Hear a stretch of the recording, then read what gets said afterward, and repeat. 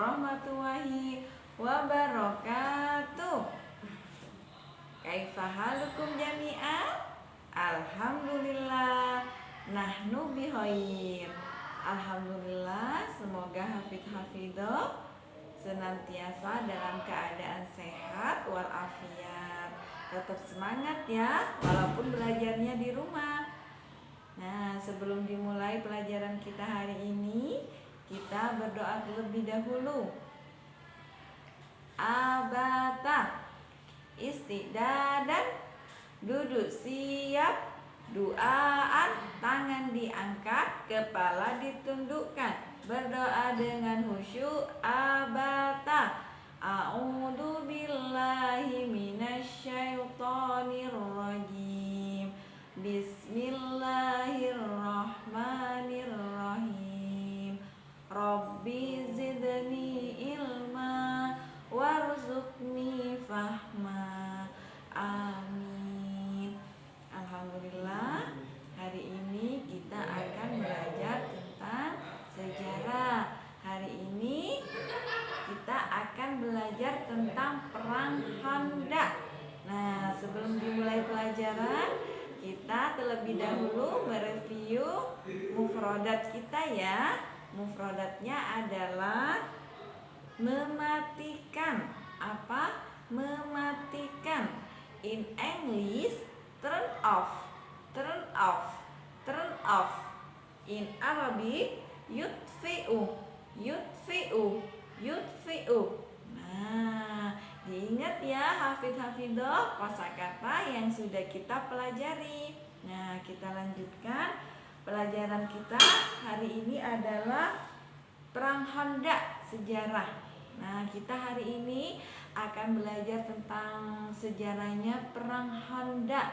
Yang kemarin kita sudah belajar Perang Badar dan Perang Uhud. Nah, sekarang adalah Perang Khandaq. Nah, kemarin kita sudah tahu ya kenapa setiap peperangan itu biasanya dinamakan dengan tempatnya atau kejadiannya. Nah, kenapa sekarang dinamakan Perang Khandaq? Nah, Perang Khandaq itu artinya adalah parit. Nah, jadi disebut Perang Khandaq karena di dalam perang ini pasukan muslim menggunakan parit untuk menghadang musuhnya. Jadi menggali parit-parit para sahabat Nabi sebelum melakukan peperangan ya, untuk gunanya menghadang para musuh ya. Nah, perang Khandaq ini disebut juga perang Ahzab. Nah, hafidh-hafidhoh kalau pernah tilawah Al-Quran tentunya sudah tahu ya, di dalam Al-Quran itu ada namanya surah Al-Ahzab. Nah, di situ juga bercerita tentang kejadiannya perang Khandaq ini ya. Nah, di mana perang Khandaq ini terjadi? Perang Khandaq ini terjadi di suatu tempat sebelah utara kota Madinah. Nah, jadi perang Khandaq ini terjadi di utara kota Madinah. Selanjutnya kita akan lanjutkan. Biasanya tatkala terjadi peperangan, kaum muslimin dan kaum kafir Quraisy memiliki perbedaan dalam jumlah kekuatannya ya. Seperti pada perang Badar dan perang Uhud ya.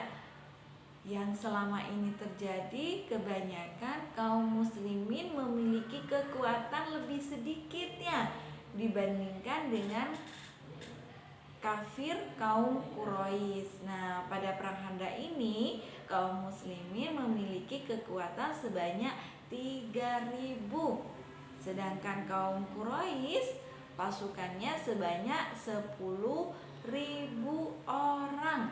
Nah, kira-kira banyakan yang mana ini?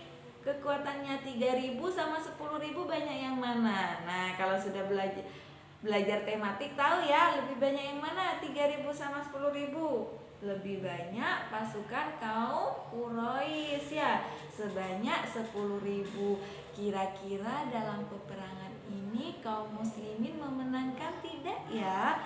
Dalam peperangan Khandaq ini dengan jumlah kekuatannya jauh lebih kecil ya, lebih sedikit. Nah, kita lanjutkan ceritanya. Nah, setiap peperangan Rasulullah selalu membuat strategi peperangan agar dimenangkan oleh kaum muslimin ya. Pada saat itu Rasulullah membuat dengan cara strateginya menggali parit. Nah, pasukan kafir Quraisy sebenarnya berusaha untuk menerobos parit.